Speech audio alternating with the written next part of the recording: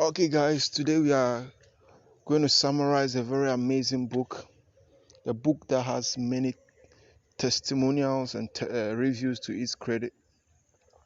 It has changed a lot of lives. And my first experience with the book was my encounter with it in the hands of my senior prefect back in junior high school, Maximilian Amanopo. I mean, every day he would hold this book in his hands, and I'm like, wow, what is in this book that this guy constantly kept reading this book? And that was what inspired me to go for the book and read it myself, and it literally changed my perspective about life, and it will do same for you too, hopefully.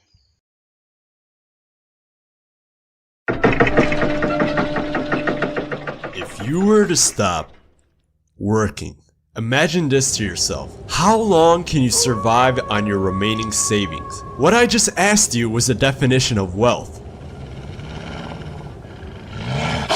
Here is a man named Robert Kiyosaki, an American investor, businessman, author, motivational speaker, and financial commentator who became well known in the recent years, who has an estimated net worth of $80 million. Want to know something interesting? Huh? He wasn't raised in a wealthy background. In fact, his family was like most people who worked but didn't have the best financial education and oftentimes struggled with money. So then, how did Robert become rich today? Let's take a look as he explains in one of his bestsellers called Rich Dad, Poor Dad.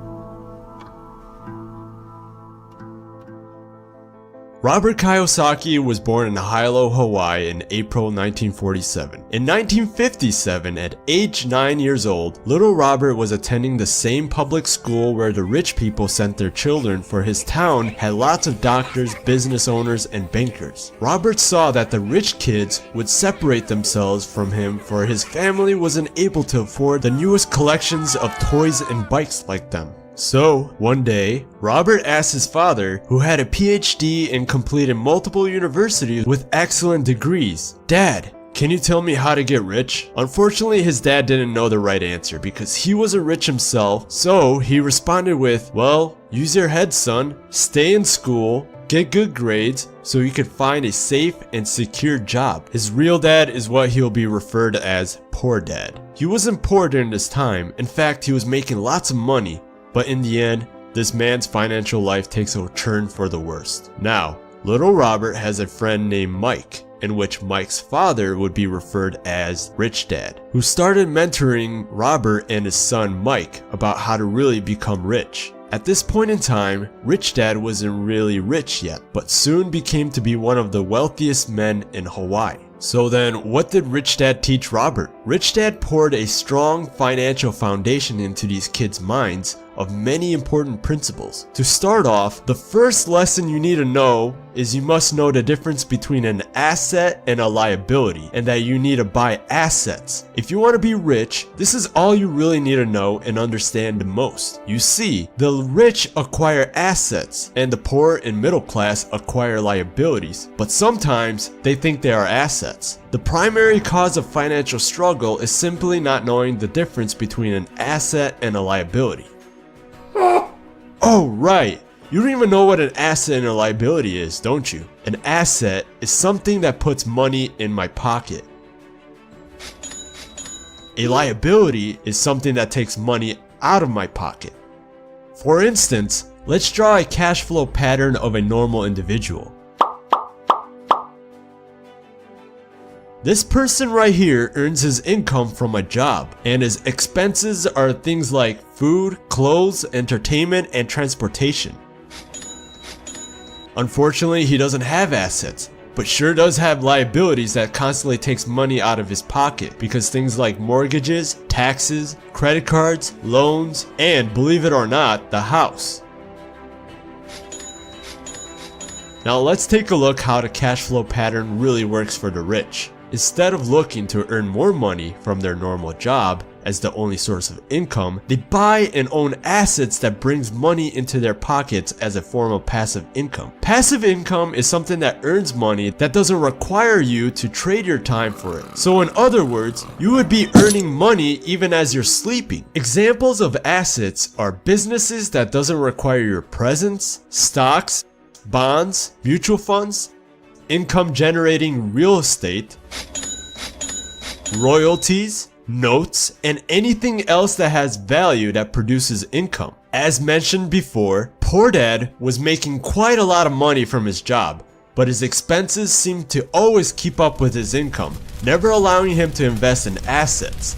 As a result, his liabilities such as his mortgages and credit card debts grew greater over time. And this is the fault of having income equals expense and assets is less than liabilities. And sadly, this is what drove Poor Dad into debt even after he passed away. On the other hand, Rich Dad's personal financial statement reflects the result of a life dedicated to investing and minimizing liabilities. So he has income that is greater than expense because of assets is greater than liabilities. This is practically why the rich are getting richer. Their assets generate more than enough income to cover expenses, with the balance reinvested into the asset column. The asset column continues to grow and therefore the income grows with it.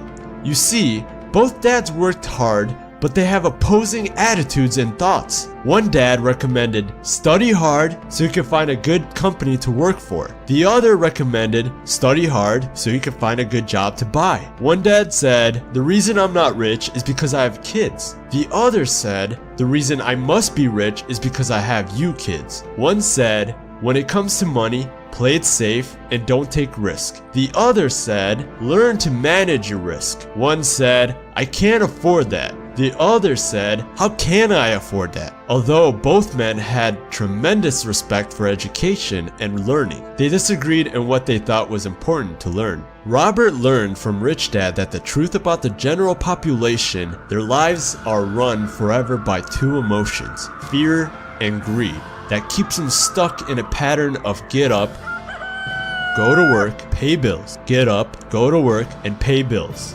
Fear has them in this trap of working, earning money, working, earning money, and hoping fear will go away of not having money. Instead of confronting the fear, they react emotionally instead of using their heads. The other emotion, which is desire, some call it greed, is a second reason why people also work for money. They desire money for the joy that they think it could buy.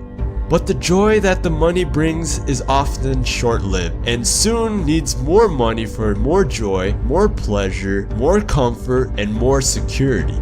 You see, that same fear and desire is what makes a lot of people be so fanatical about going to school for a better chance of a high-paying job. But don't be discouraged. An education and a job are important, but it won't exactly handle that fear. To handle that fear, you need to learn the power of money, not be afraid of it. Unfortunately, most schools don't teach about this, and if you don't learn it, you'll become a slave to money. Ignorance of money can cause so much greed and so much fear that can lead you into life's biggest trap of constantly working. Rich Dad said, learn to use your emotions to think, not think with your emotions. Examples of emotional thinking are like, I need to get another job. I deserve a raise. I want this job because it is secured, instead of clearly thinking like, is there something I'm missing here? This is our reality. For most people, your profession is your income. The rich, your assets is your income. Apply these lessons to your life, for if I were to ask you about the definition of your wealth, if you would stop working today, how long can you survive? You might laugh at me and say, I no longer work for money. Money works for me. Thank you guys for watching. Click that like and that subscribe button if you want to see more helpful videos like this. I'll see you guys later.